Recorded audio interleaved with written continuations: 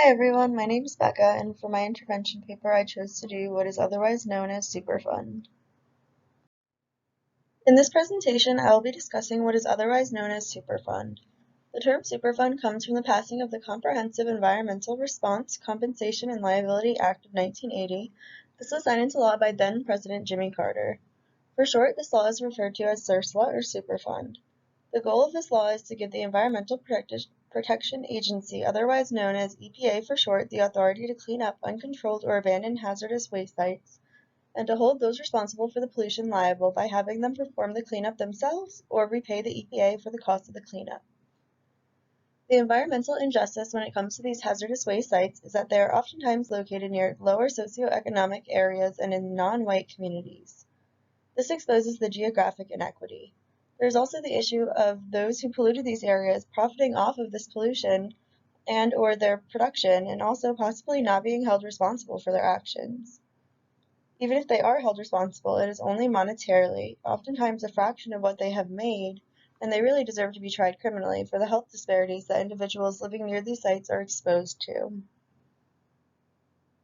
Love Canal is the name of a toxic waste site that got national media attention before Superfund existed and is what prompted the law. A company called Hooker Chemicals owned a piece of land in Niagara, New York, and dumped thousands of gallons of toxic waste as well as barrels containing the waste that was quote-unquote sealed into the nearby canal. This land was sold to the city for just $1. The reason being was there was a clause in the contract that the Hooker Company would not be responsible for any future liability. A school was built on this land, as well as hundreds of homes, and soon thereafter the citizens of the community were complaining of bizarre health effects, black sludge entering their basements, and the soles of their children's shoes burning off on the asphalt at their school.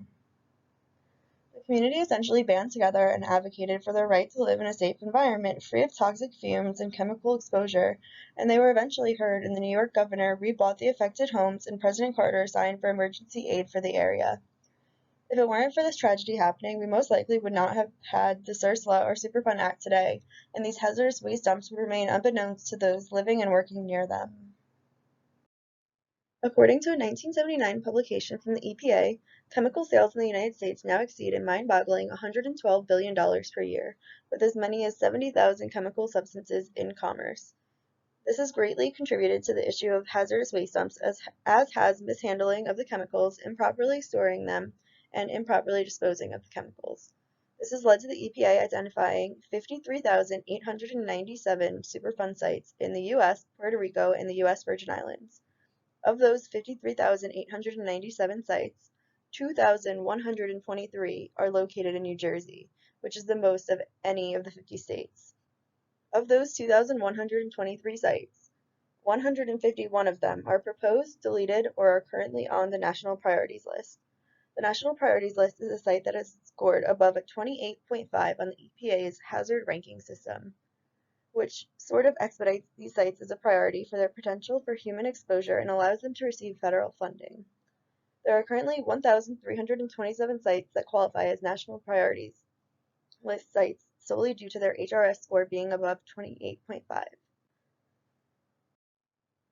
There are actually two other ways for sites to get on the National Priorities List, which are that each state and territory can designate one site to be added to the list, and also if the Agency for Toxic Substances and Disease Registry issues a public health advisory for the location, they will be automatically added to the list. Part of the SRSLA law is liability, and the EPA's ideology is that the polluter should pay. The EPA refers to the individual or corporation that has polluted the area as the responsible party, and there may be more than one if the area was leased to other organizations.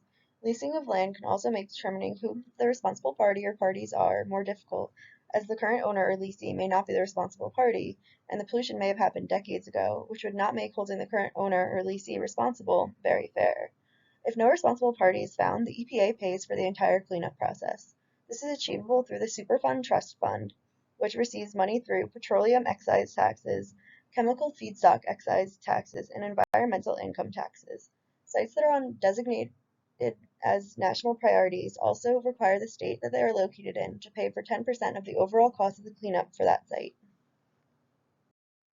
So now to talk about what the EPA is actually doing, there are two ways that hazardous waste sites go from that to Superfund sites.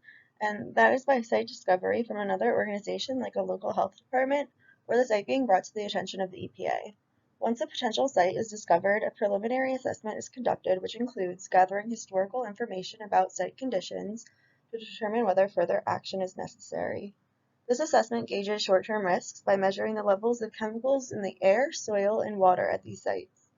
Data gathered from this assessment helps to determine the site's risk to human health and environment through what the EPA calls the hazard ranking system. As mentioned before, sites with a hazard ranking system score of 28.5 or above are placed on the national priorities list. The next phase of the cleanup is the remedial investigation and feasibility study phase, also known as the site characterization phase. In this phase, the EPA appoints a community involvement coordinator to essentially conduct a needs assessment of the community, which includes interviewing community members and local officials to learn how they want to be involved. The EPA will then generate a community involvement plan to address the concerns that the community members raised. This phase also includes a cost-effectiveness analysis to determine whether the efforts are essentially worth it. Using the information from the preliminary assessment as well as the community's feedback, the EPA will generate a proposed plan of action for the site, which the community is allowed to comment on. Then, the remedial design and action phase is where the majority of the actual cleanup is done, and since each site has a different layout and topography as well as different pollutants, the cleanup will look different at each site. The EPA's goal is to eliminate human exposure risk at these sites and restore them as closely as possible to how they were before contamination, and also to possibly reuse the land for residential or commercial use. The theory or perspective that this intervention most aligns with is the environmental social work perspective. This is because the intervention is very anthropocentric and human-centered. The goals of Superfund are to eliminate the risk of human exposure to chemicals. While it is the Environmental Protection Agency that is mainly doing the cleanup work, the emphasis is on protecting humans and not so much on protecting the wildlife and nature at these sites. We could also look at this from a person and environment perspective by analyzing how living or working near these sites impacts individuals. The intervention focuses on sustainability at the site after the cleanup is done to ensure there are no further risks to human health, which again is very human-centered and is not about preserving the land for the sake of preserving the land. In fact, if the EPA can reuse the land for residential or commercial use and gain, they do. I say that there is a hint of green social work since this intervention works to clean polluted sites within the environment and potentially reuse the land for residential or commercial use, as it would sort of create that interdependency between the individuals who live nearby and now having a safer environment. And there are clear inequalities when it comes to the locations of these sites, as mentioned before, how they are mainly located in lower socioeconomic areas and non-white neighborhoods, and thus individuals living near these sites may not be able to enjoy the nature around them because it may be unsafe to do so. A common theme we have heard in our weekly reading discussions in class is what can social workers do? In regards to Superfund, social workers can attend the community meetings in the remedial investigation and feasibility study phase to not only learn more about the issue and be present, but to also advocate and be a voice, not just for those living and working near the site, but also for the wildlife and nature at the sites that do not have a voice. Social workers can also advocate for an addendum to CERSLA that requires a third-party evaluator to ensure that the proposed work is complete and that there is no further human exposure risks at the site. Currently, the EPA is the regulatory agency for the EPA. In essence, there needs to be some way to measure that the EPA's efforts are being achieved other than taking their word for it. So I would recommend advocating for a third party to evaluate their work. Another thing that social workers can do is advocate for stricter legislation around punishments for polluters. Currently, they are only being held responsible monetarily if they are even found liable, but are not charged criminally despite the health effects their pollution inevitably had on the surrounding community. These are the references that I used for this presentation, and thank you for coming to my presentation.